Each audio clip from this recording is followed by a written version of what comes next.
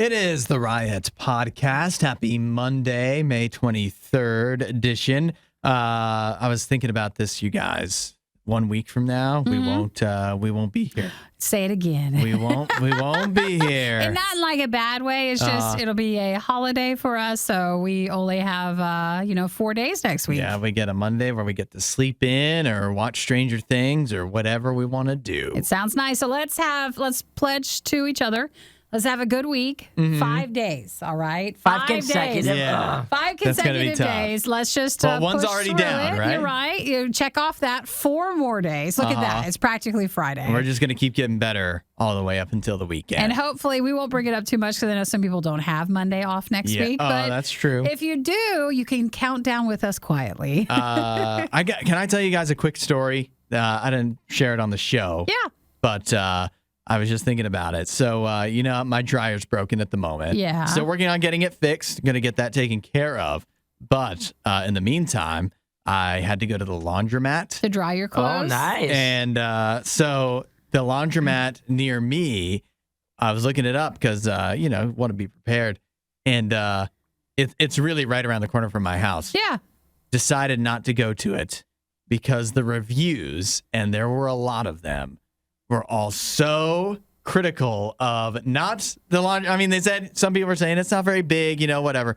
But what can you be critical about? well, you can't get change unless you go talk to a person. Oh. And the person who gives the change is apparently the meanest person in the entire world. It's a mean old lady with glasses, no. and she's so mean that, according to the reviews, that I was just like, I'll drive a few miles down the road To go to a nicer out of my place? way to go somewhere where actually I didn't have to talk to anybody that worked there. So I didn't even see an employee. I could Well, have done whatever I wanted. Sometimes, like we have a Dairy Queen down the road where it's like owners are too involved. And like the one down the road, like that guy will yell at everybody and just like in front of even customers and stuff. Yeah. So it's hard when you find a place that's kind of owned and you're like, oh, it's a mom and pop sort of Yeah. like it's locally owned. And then you find out what that means. Yeah. Yeah.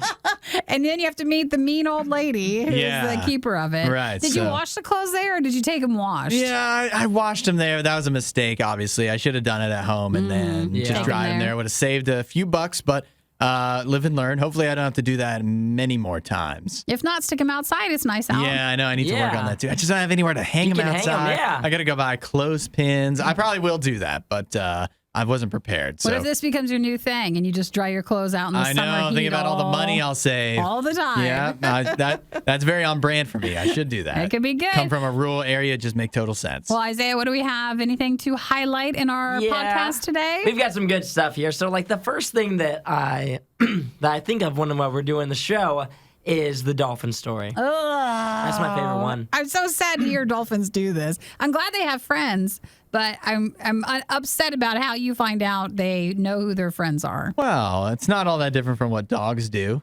right? You're right, but I just pee, anything with pee. I'm just like, all right, this is how they do it. Okay. Yeah, that's like when I think about it too, is like I think my favorite part of like doing radio stuff is not actually what I say on air, but before I come on air thinking like, well, I could say this. And I'm like, well, I probably shouldn't say that. I'm like, okay, instead of taking that stance on it, I'll take this stance. So this is another one of those stories where I was like, maybe I could just come in and be like, what, do you guys never smell your friend's pee? It's not smelling Yeah. it. And It's taste it. drinking it. I know. Yeah, they're literally giving it a little. Little sip of it. But yeah, it's how dolphins they found, find out who their friends are. Yeah. And what is your stance on this, Isaiah? You ever think about everything that's in the ocean, pees in the ocean? So if you ever put your foot in the ocean, you're just stepping in pee all over your naked, or like not naked, but well, you're exposed. Well, usually when I go to the beach. Your exposed foot. I mean, there's What beach are you going to? Yeah, exactly. No, it doesn't bother me too much. I feel like, well, as a man, every time that I go to the restroom, I end up getting covered in pee. That's just kind of how it goes. I mean, if you ever went and used a urinal with your shoes off in the bathroom, you know that it just sprays back on you every time. I don't do that. Do you do that? What do you mean? Go to the urinal with your shoes off? You've never done it, have you? No. If you ever use a urinal as a man and then you don't have your shoes on, or if you use a toilet as a man in your house, you don't have your shoes on, you can feel the splashback on your feet, pretty much anywhere on your body. So it actually is cleaner if you just step in the water for a moment. It literally is. If you're standing peeing as a man, you better hope your toothbrush is far away. Yeah. I think Isaiah is telling us he sits down to go. I don't actually. That's why I said I'm not bothered by stepping in the ocean. I think we're good. I think we figured out enough about everybody, all right? And then learn more about the Dolphins. And we do a RIOT food fight, depending on if you're watching or listening to this podcast. If you're watching the podcast, go back a video before. You can see the new Coors Golden Wing Barley Milk. It's a plant-based one, and so we give that a try so you can watch our other food fights. I think that ought to do it. Is that enough? That's enough. That's good. Yeah, I'd say so. See you guys. Bye. Enjoy. Don't say we didn't warn you. This is the worst of the riot. Nikki, you know what happened on Saturday night? Well, before Saturday night recap, let me just remind everybody we've got a coupon code for our RadioU 5K. It's exciting stuff. So if you want to register for the virtual or in person, when you check out, if you use the code this week, RadioU 2022, it'll just show you the code at the end. Put that in. You can save $5 on your registration for either in person or virtual, and you're helping to support RadioU. That's exactly right. So Saturday night was the season finale of Saturday Night Live. It was. I guess a lot of the cast members left. Yeah, that is, I guess every season finale, you probably see a few people drop off, but this one felt more significant because it was probably the biggest two names for sure that are a part of the Saturday Night Live cast.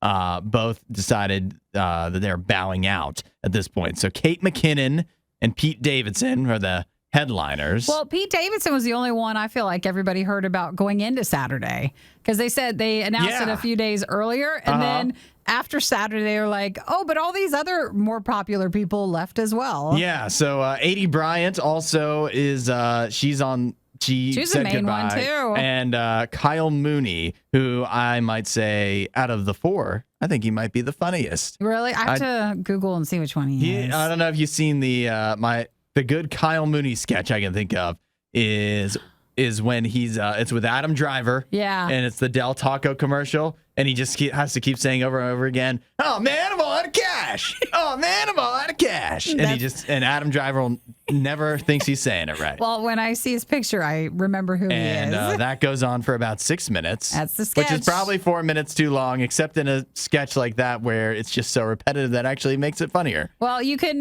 guarantee that next fall's or whenever SNL returns, that's a rebuilding year. Yeah, at that point when you lose so many key players. Yeah, it is. It's a tough one because oftentimes I feel that they have, that they've got a few other names that are pretty familiar to take over by the time a bunch of people say goodbye. And I don't know, like who's the big name on Saturday Night Live right now?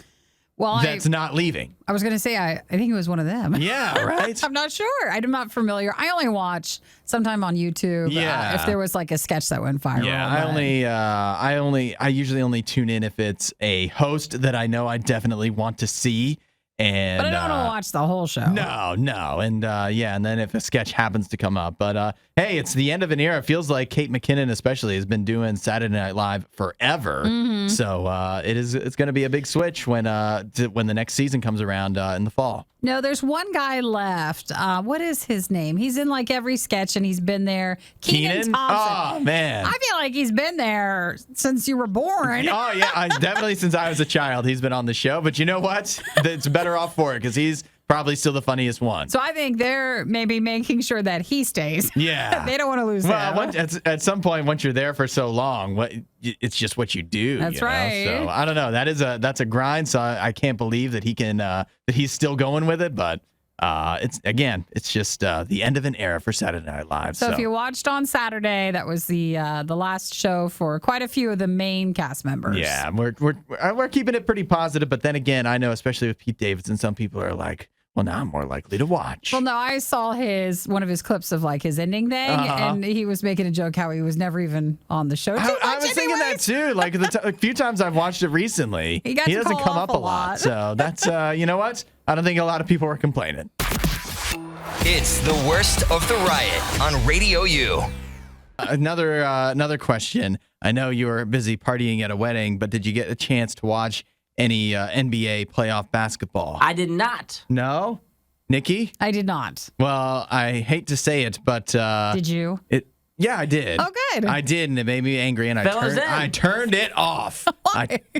Because the Warriors keep winning. Oh, does that look like the favorite at this point? Yeah, at least they should make it to the finals. So it's the conference finals this weekend. And what I hate to say is that it looks like you two may be about to join me in being completely wrong about who would make for it. our teams? Because the Mavericks was Isaiah's choice. They are now down 3-0, much to my, not just Isaiah, I'm sure he's upset, but I'm also very upset because I hate, Steph Curry is one of those guys. You just don't like him? He didn't bother me so much when he either wasn't playing or his team sucked. But then when he wins again, and you see him chewing on his mouth guard and he's doing little dances and whatever, it's hard to watch. What do you think, Isaiah? I agree. I had come around the corner on Steph Curry. Obviously, I'm a big Cavaliers fan, so for a long time, I really hated him. And then as the past couple of years have been, the Warriors have not been nearly as good. And he's not so annoying when they're not good. The general consensus was everyone's like, oh yeah, I think I kind of am starting to like Steph. Yes, I was thinking the same way. Now that they're winning again, I'm like, you know what? I kind of remember why I hate this guy. It's starting to come back to me. I remember why.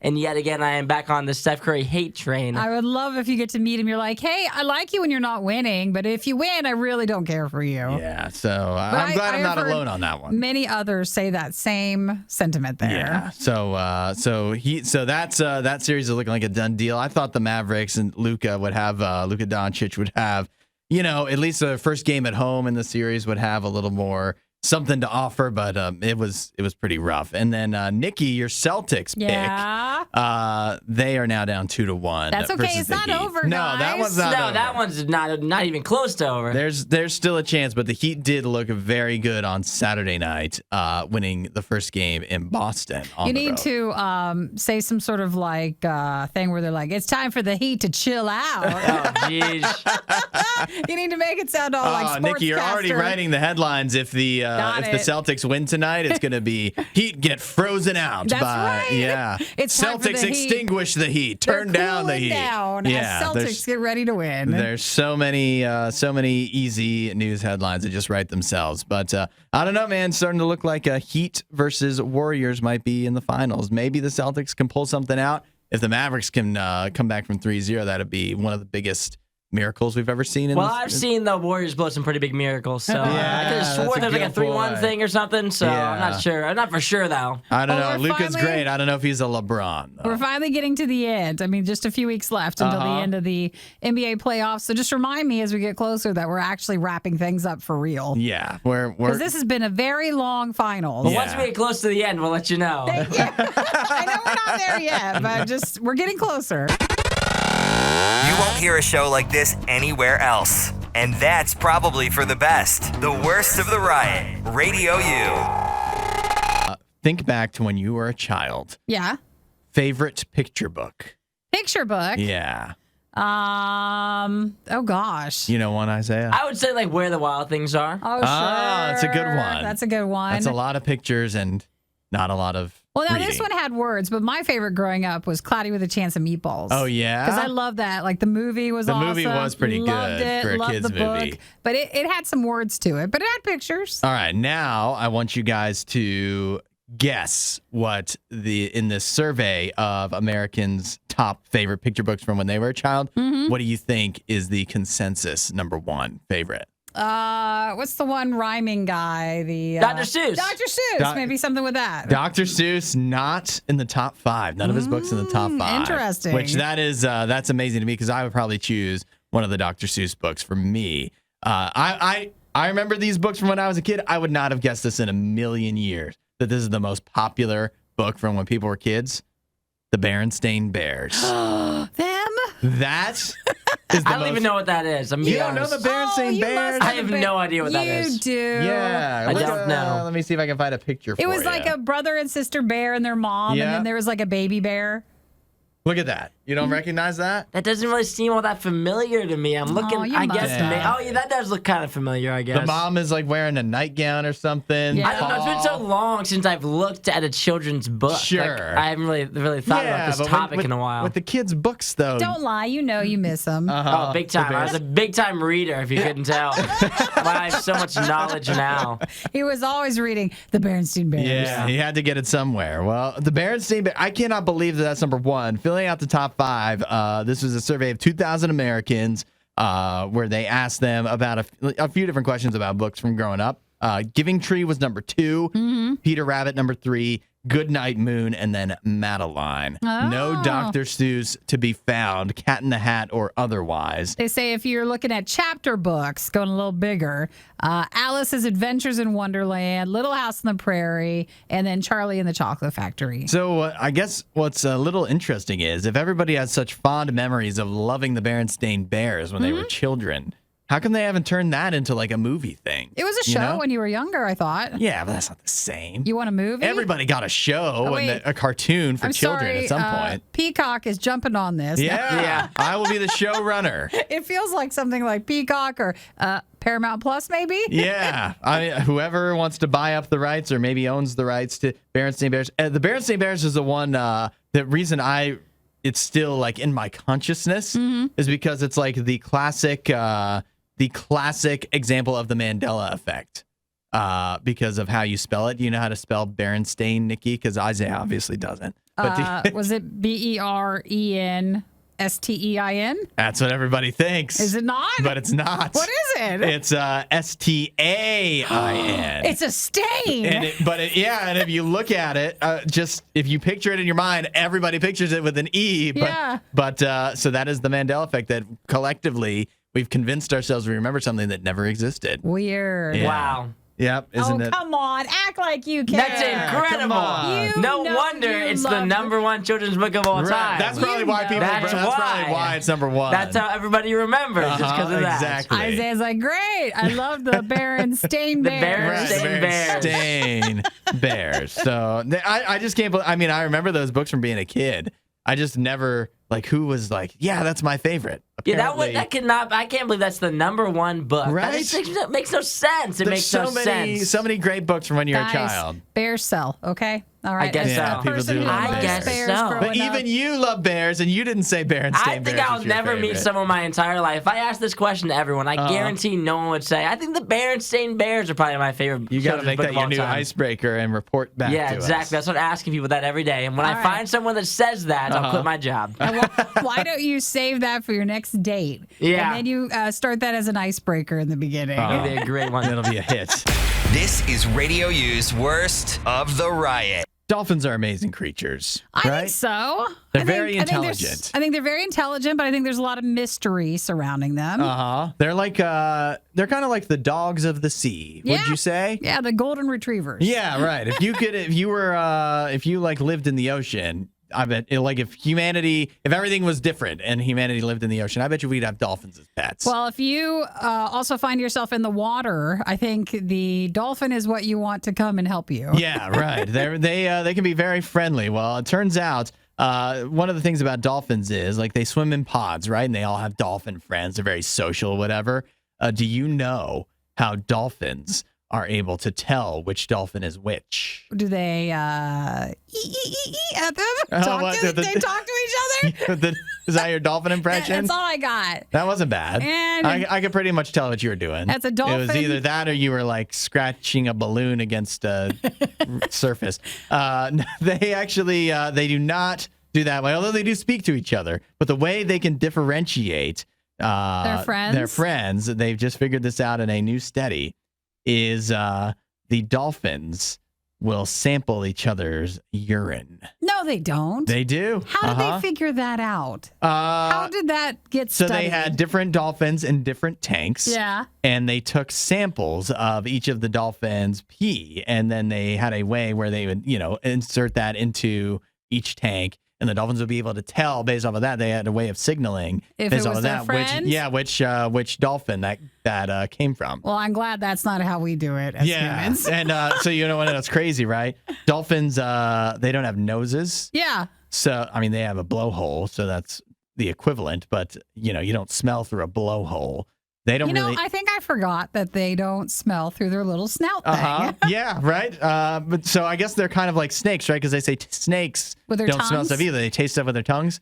So the dolphins are tasting The pee of their friends. pee of their friends and foes, and figuring out who's who by just giving a little Just a little of the taste. urine, yeah, in the water. Gross. Well, I don't know if that. I mean, does that help my feelings towards dolphins, or are they now lower than I Yeah, thought? that's it makes it a little uncomfortable, right? Oh, Although when you think, gross. They say urine plumes. That's worse. That's awful. Come on.